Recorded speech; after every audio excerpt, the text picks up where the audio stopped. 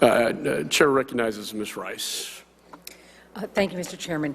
Mr. Steinbeck, I just want to ask you a couple of questions. How does the intelligence community qualify an elevated threat from online inspired terrorists? So, we all know how that, when they raise the threat level, but specifically with this online communications, how do you rate what level the communication, how it rises to something that you really are worried about?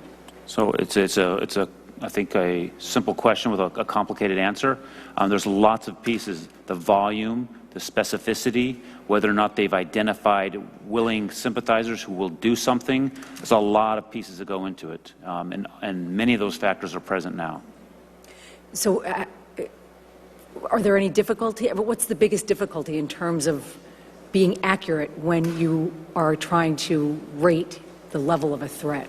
So, as Mr. Hurd stated previously, the social media is great because it's out there. It's social media. It's voluminous, but it's volume. So, there's trying to weed through the thousands and thousands of individuals on social media and find all the signals all the noise out there, identifying the signals. So, it's a volume piece.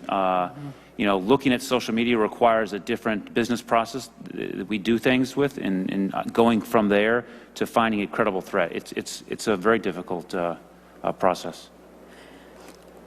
Well, yeah, it seems like it would be. We've been talking this whole time about online communications, online radicalization. Is there any physical presence of either ISIL or Al-Qaeda doing face-to-face recruiting here in this country? So I would say we don't. We have, of course, a small number of returned foreign fighters. We have individuals who've been overseas and returned to the U.S. Where they are and who they are is probably an intelligence gap for us. I would say our best estimates are we don't have ISIL sitting in the United States. We've got individuals who have taken up the call to arms based on ISIL's messaging. Right, but not everyone who has gone and come back becomes a recruiter.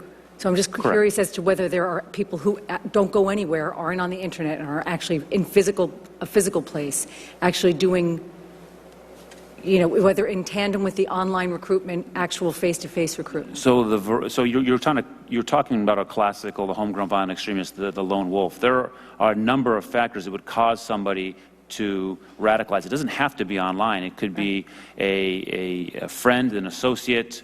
Other factors may cause that person to become radicalized. Online just happens to be, when you look at the spectrum, by volume, the highest percentage. Okay. If you're asking, do we have core Al-Qaeda coming to the U.S. and sitting here, or core ISIL, I think we look at that intelligence gap all the time, but I would say for the most part, no. Okay. Thank you. I yield back my time. Thank you, Mr. Chairman. Mr. Duncan's